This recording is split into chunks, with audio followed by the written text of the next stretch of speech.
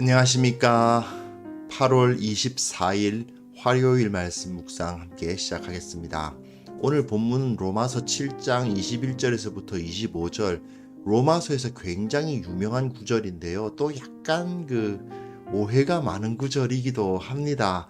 근데 이 구절을 통해서 우리가 그리스도인으로서 무엇을 의지하고 무엇을 추구해야 되는가를 배울 수가 있거든요. 근데 조금 이 본문을 오해하다 보면 이 본문에서 그런 것을 얻을 수 있는가? 그런 고민을 하게 될 수도 있을 것 같습니다.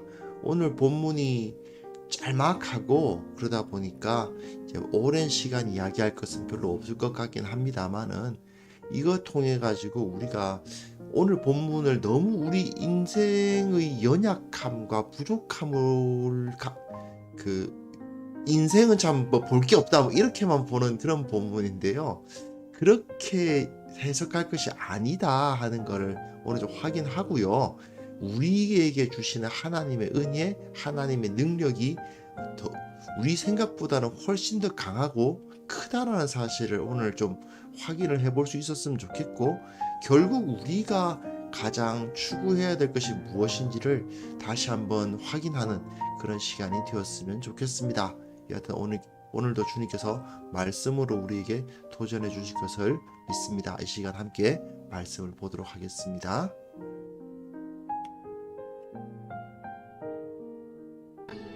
그러므로 내가 한 법을 깨달았노니 곧 선을 행하기 원하는 나에게 악이 함께 있는 것이로다. 내 속사람으로는 하나님의 법을 즐거워하되 내 지체 속에서 한 다른 법이 내 마음의 법과 싸워 내 지체 속에는 죄의 법으로 나를 사로잡는 것을 보는도다. 오호라, 나는 곤고한 사람이로다. 이 사망의 몸에서 누가 나를 건져내랴. 우리 주 예수 그리스도로 말미암아 하나님께 감사하리로다. 그런즉 내 자신이 마음으로는 하나님의 법을, 육신으로는 죄의 법을 섬기노라.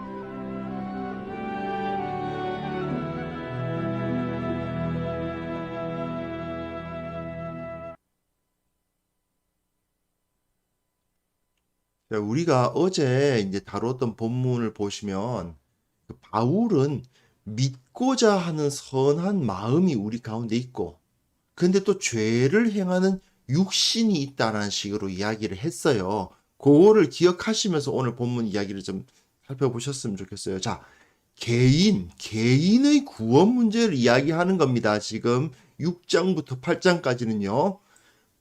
죄송합니다. 한 사람이 구원을 받을 때 어떻게 되는가에 대한 이야기를 하는 겁니다. 그래서 특별히 이제 은혜와 죄의 관계. 우리는 어떤 존재라고요? 죄에 대해서는 죽었다. 그죠?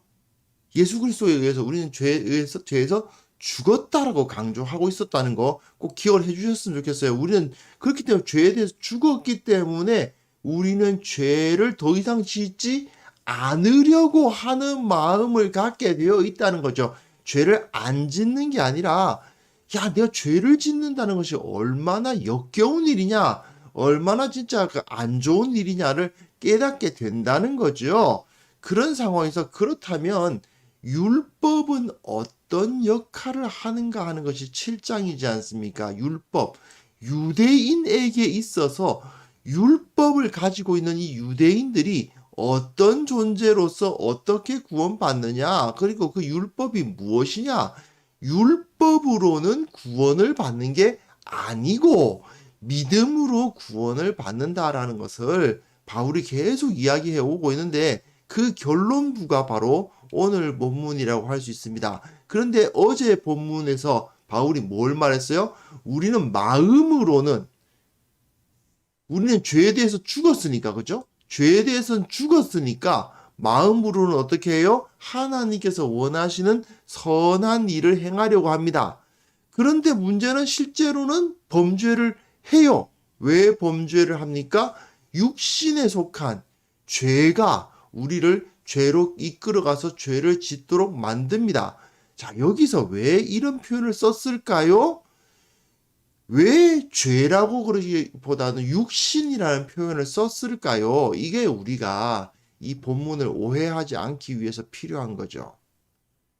유대인들이 유대인이 된 이유가 뭡니까? 유대인으로 태어났잖아요. 몸이 유대인의 유전자를 받았잖아요. 그래서 유대인 아닙니까? 그리고 또 이 사람들이 중요시하는 게 이제 난지 8일 만에 할례를 받았다. 어쨌든 몸에다가 표시를 내는 거잖아요.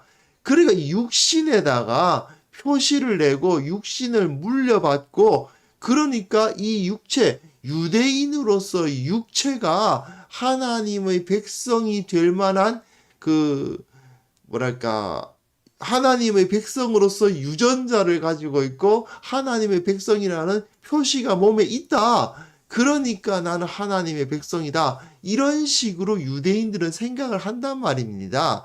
그런데 바울이 보기에는 아닌데, 오히려 우리를 하나님으로부터 멀어지게 하는, 즉 죄를 짓게 하는 것이야말로 육신이 아니더냐. 이 육신에 속한 죄악 때문에 우리가 하나님으로부터 멀어지지 않더냐, 그 이야기를 하는 겁니다. 즉 율법과 할례는 유대인들을 하나님 앞에 구원받는 존재로 만들어주기보다는 그들이 구원받을 수 없음을 확증하고 그들의 육신이 하나님으로부터 떠나는 그런 성향을 갖고 있다는 것을 보여주는 그런 의도, 그런 그 용도로밖에 쓰여지지 않고 있다라는 것을 이제 바울은 이야기를 하는 거예요. 자기가 유대인이면서. 나도 유대인이지만 내가 유대인으로서 태어났다는 것, 우리 아버지 어머니가 유대인이고 내가 유대인의 유전자를 받아서 이 육신이 유대인의 육신이라는 것이 정작 하나님의 백성 되는데 도움이 되더냐? 안 된다 이겁니다. 안 된다. 그겁니다. 그걸 지금 이야기를 하는 거예요. 자, 한번 보십시오. 내가 한 법을 깨달았노니 선을 행하기 원하는 나에게 악이 함께 있는 곳이로다. 내가 유대인으로서 법을 깨달았는데 선을 행하기 원하는 이 나에게 악이 함께 있어서 내 속사람으로는 하나님의 법을 즐거워한다. 나의 마음은 하나님의 법을, 율법이죠. 율법을 즐거워한다. 하지만 내 지체 속에서, 지체가 뭐였어요? 몸이잖아요. 내 몸. 내 몸 속에서 다른 법이 있어요. 무슨 다른 법입니까? 죄의 법이죠. 내 지체 속에 있는 죄의 법. 이 내 지체 속에 있는 죄의 법이 나를 사로잡아 버려서 내가 하나님의 법을 즐거워함에도 불구하고 하나님의 법을 따르지 못하게 하더라. 그런 이야기를 하고 있습니다. 결국 어제 본문의 결론이라고 할 수 있는데, 내 지체, 몸속에 있는 죄의 법이 믿음을 가진 그 마음으로, 속사람으로, 그 마음으로서 선을 행하기 원하는 그 마음을 갖고 있는 그에게 이 육신이 자꾸 그걸 붙잡아 가지고 하나님을 못 섬기게 만들더라 하는 것이죠. 그러니까 우리는 구원을 받아서 믿음으로 말미암아 하나님의 백성이 되었지만 나의 육신 속에는 죄악으로 말미암은 모든 그 요소들이 존재하더라는 것입니다. 유대인들도 마찬가지라는 거죠. 그래서 이 이야기를 해요. 오호라, 나는 곤고한 사람이로다. 이 사망의 몸에서 누가 나를 건져내랴, 이렇게 하거든요. 요거를 이제 조금 많이들 오해하시는 게, 우리가 세상에서 살아가면서 유혹을 받고 선한 행실을 못하는 그런 삶을 보면서 이게 우리 이 사망의 몸을 가지고 있기 때문에 내가 그 죄를 지을 수밖에 없다. 우리는 죄의 전적인 지배를 당하고 있기 때문에 나의 마음과 육신이 싸우면 늘 육신은 이기고 하나님께서 우리를 건져주시지 않으면 답이 없다. 그런 이야기를 이 본문을 통해서 이야기를 하세요. 뭐 그렇게 해석하는 것이 나름대로 은혜롭기도 하고 이제 뭐 가능하죠. 불가능한 해석은 아닌데 1차적으로 바울이 그 이야기를 하려고 이런 말을 했느냐는 거죠. 자, 바울의 말하고 있는 로마서에서 그려주고 있는 신앙인의 모습은요, 그렇게 죄를 지을 수밖에 없고, 늘 마음속에는 하나님을 섬기고 싶지만, 육신이 연약해서 맨날 죄를 짓는 그런 모습으로 신앙인을 그려주고 있지는 않습니다, 사실은요. 7장 전에 6장만 봐도 우리는 죄에 대해서 죽었다. 어떻게 우리가 죄를 지을 수 있겠냐? 이거 굉장히 강력하게 이야기하거든요. 그러니까 물론 범죄가 전혀 없다. 그렇게 말할 수는 없지만 우리는 죄에 대해서 싸울 능력을 갖추고 있다. 하나님에 의해서 예수 그리스도를 믿는 믿음에 의해서 죄와 싸울 능력을 받았다라고 이야기를 하거든요. 그렇기 때문에 이 24절이 우리는 곤고하여서 사망의 몸에 있기 때문에 죄를 지을 수밖에 없다. 뭐 이런 이야기를 하려고 24장이 기록된 건 사실은 아닙니다. 사망의 몸이란 건 뭐겠어요? 유대인들도 사망의 몸을 가지고 있고 이방인들도 사망의 몸을 가지고 있다. 그 이야기를 하고 싶은 겁니다. 유대인이나 이방인이나 똑같은 사망의 몸이다. 유대인들은 아니야. 무슨 소리. 나는 아브라함의 후손이야. 내 유전자에는 아브라함의 피가 흘러. 나는 나면서 8일 만에 할례를 받았어. 내 몸에 구원의 징표가 있어. 라고 말하면서 이 몸이 자기를 하나님의 백성 되게 하는 어떤 그 증거물이 될 수 있다고 생각하는 게 유대인이고, 이방인들은 그에 비해서 어때요? 그 이방인의 몸은 어떤 몸이에요? 더럽고 지옥의 불쏘시개가 될 만한 몸이고 전혀 구원받을 수 없는 더러운 몸이다. 이런 식으로 생각을 했는데 바울은 여기서 결론을 내면서 야, 우리들 유대인들의 모습을 봐라. 실제로 내가 아브라함의 유전자를 받았다고 해서 죄 안 짓더냐? 할례 받으면 죄 안 짓더냐? 그렇지 않습니까? 내가 목사 아들이면 죄 안 짓냐? 내가 몇 대째 예수 믿는 집안에서 태어났으면 내가 죄 안 짓냐? 아니지 않냐? 내가 모태신앙이면 죄 안 짓더냐? 내가 어릴 때부터 죄 지은 게 얼마나 많은데. 그죠? 결국은 유대인의 몸을 가지고 있다 하더라도 죄 짓는 건 마찬가지다. 그러므로 이 사망의 몸, 유대인이건 이방인이건 이 몸을 통해서 구원을 받을 수는 없다. 혈통을 통해서 구원을 받을 수는 없다라는 얘기입니다. 그러면서 결론이 뭐예요? 우리 주 예수 그리스도로 말미암아. 그죠? 구원의 길은 오직 예수 그리스도밖에 없다는 겁니다. 예수 그리스도로 말미암아 우리가 하나님의 법을, 그러니까 하나님의 법을 마음으로는 하나님의 법, 예수 그리스도로 말미암아 하나님의 법이죠. 그리고 육신으로는 죄의 법을 섬기고 있다.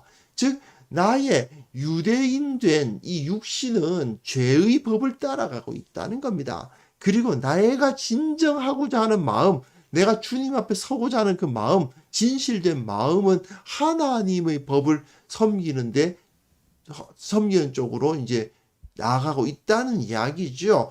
그러니까 우리는 어느 쪽에 속해야 되겠습니까? 당연히 하나님의 법을 따라야 하고 죄의 법을 따라서는 안 됩니다. 죄의 법을 따른다는 것은 뭐겠어요? 육신을 따른다는 거예요. 그러니까 죄의 법을 따른다는 것은 육신을 따른다. 육신이 뭐예요? 우리 자꾸 육신이 제곱하고 왜 막 헷갈리는데, 육신이란 건 유대인들의 입장에서 생각하시면 간단해요.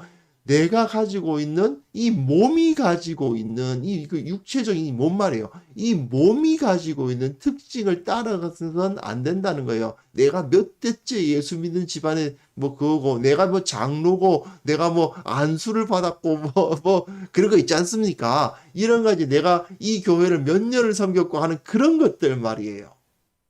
그런 것들은 사실은 죄의 법을 섬기는 어떤 죄의 법을 섬기는 데 사용되는 육신으로 섬기는 거기 때문에 그거 가지고 구원을 받을 수 있는 게 아니고, 뭐로 구원받는다고요? 내 마음이 하나님의 법을 행하고자 하는 예수 그리스도로 말미암아 새롭게 된 내 마음에 초점을 맞춰야 된다. 그러므로 이방인들 중에서도 그 마음으로 예수님을 섬기고 하나님의 법을 섬기는 사람은 유대인인 너하고 다를 바가 없다. 예, 그 이야기를 하는 겁니다.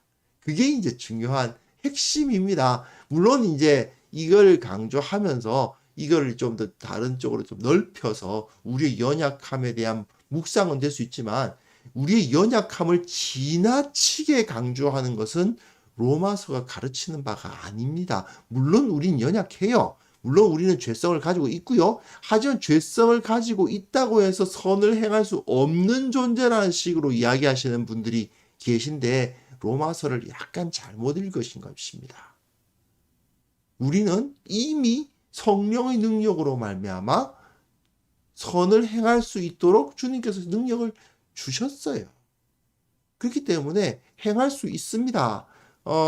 신앙생활이라는 것을 이야기할 때 너무 내가 의지적으로 뭔가를 행하는 거, 그거를 무시하시는 분들이 계신데 그거는 아닙니다. 우리 신앙적으로 내가 정말 선한 행실로 주님 앞에 영광을 돌리겠다라고 말하는 그런 의지를 품는 것, 그 매우 귀한 것입니다. 자, 어쨌든 바울이 여기서 1차적으로 진짜 바울이 하고자 하는 말에 집중해서 우리가 적용해 보면요, 무엇을 떠올려야 하느냐면요, 돈으로도 못 가요 하나님 나라, 그 노래 저 때는 어릴 때 많이 불렀거든요. 돈으로도 못 가고, 지식으로 못 가고, 힘으로도 못 가고, 내 혈통으로도 못 가고, 내가 이룬 업적으로도 못 간다. 그겁니다. 그게 바로 여기서 가르치고 있는 바입니다. 예수 그리스도의 은혜 이외에 그 어떤 것도 나를 거룩하게 의롭게 할 수 없다.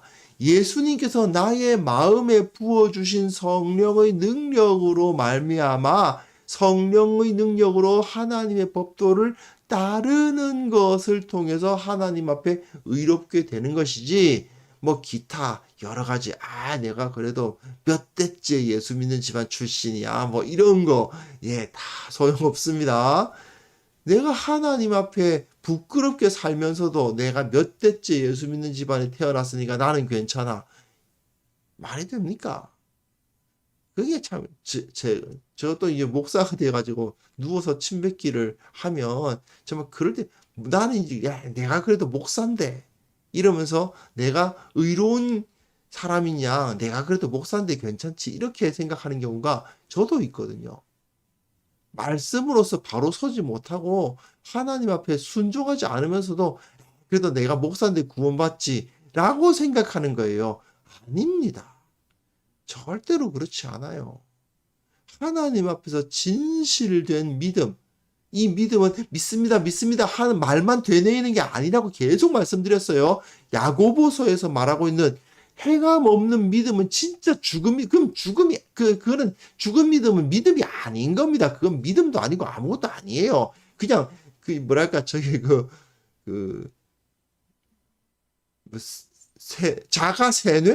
자기 세뇌? 뭐 그런 것에 불과하지 전혀 그 믿음이 아닙니다. 믿음이란 것은 하나님을 사랑하는 마음을 품고, 그런 마음이 내 안에 있는데 행동 안 할 수가 없잖아요. 그죠? 그런 행동을 하는 거, 그걸 믿음이라고 합니다. 그런 믿음을 가졌을 때 하나님께서 우리를 의롭다고 하시고 죄에서 용서하시고 우리를 구원하시는 거지. 내가 이제 목사인데 구원받지, 장로인데 구원받지, 기독교 집안에서 태어났으니까 구원받지, 아니라는 겁니다. 이걸 우리가 철저하게 깨달아야 됩니다. 결국 우리가 평생에 의지해야 될 것은 무엇입니까? 예수 그리스도의 십자가입니다. 그 십자가의 영광을 믿고 가장 높으신 분이 가장 비참한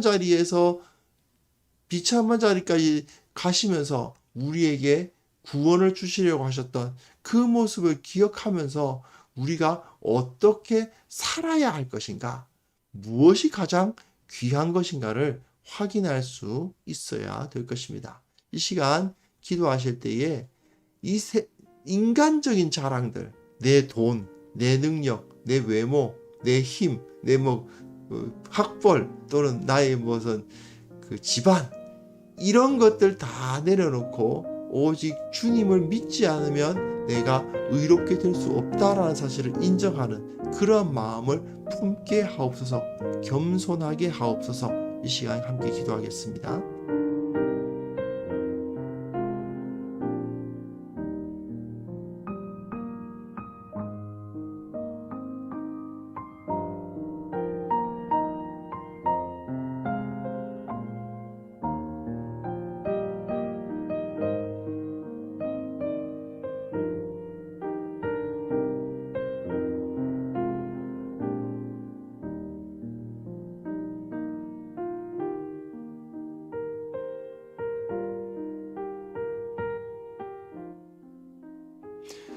하나님 아버지, 인간적인 자랑들, 세상적인 업적들 모두 다 내려놓게 하여 주옵소서. 예수 그리스도께서 우리에게 베풀어 주신 그 은혜만이 우리의 모든 것이 되게 하여 주옵소서. 겸손히 주님을 섬기고 내가 저 사람보다 낫다, 내가 저 사람보다 집안이 낫고, 내가 저 사람보다 능력이 있고, 내가 저 사람보다 높은 직분에 있다라고 말하며 자랑하는 어리석은 자들, 우리의 교회에는 단 한 명도 없게 하옵소서. 모든 성도는 그리스도 안에서 하나임을 인정하면서 나와 다르다고 해서 멀리하는 것이 아니라 한 공동체 안에서 하나로 연합하는 아름다운 모습으로 거듭나게 하여 주시옵소서. 주님께서 우리를 하나 되게 하시고 우리를 온전히 서로 사랑하게 하시고 서로를 용납하게 하시고 서로를 축복하게 하여 주옵소서. 주님, 특별히 기도하옵기는 참으로 거의 2년에 가까운 이 전염병으로 인해서 정말 의료진들이 너무나도 크게 수고하고 있음을 봅니다. 저들 주님께서 붙들어 주시고 흔들리지 않도록 도와주시고 그들이 그것을 감당해 나갈 때에 능력을 주시고 사람으로서는 할 수 없을 때 하나님의 능력으로서 그것을 할 수 있다는 것을 체험케 하시고 이를 통해서 하나님께서 실로 살아계셔서 저들을 지지하신다는 것을 모든 사람들이 알게 하여 주옵소서. 이 모든 것을 통해서 하나님께서 영광 받아 주시고 이 모든 것을 통해서 전화 위복의 기회가 되게 하여 주시고 기대하옵기는, 정말 주님 원하옵기는 속히 이 모든 문제를 해결해 주셔서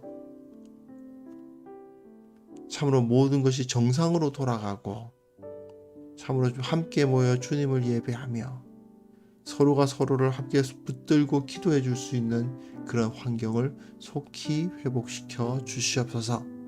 오늘도 주님께서 우리와 함께 해 주실 것을 믿사옵고 오늘도 주님께서 우리를 능력 가운데 붙들어 주실 것을 믿사오며 주님께서 우리를 통해서 그 영광 받아 주시기를 원하옵고 예수 그리스도의 이름으로 기도합니다. 아멘.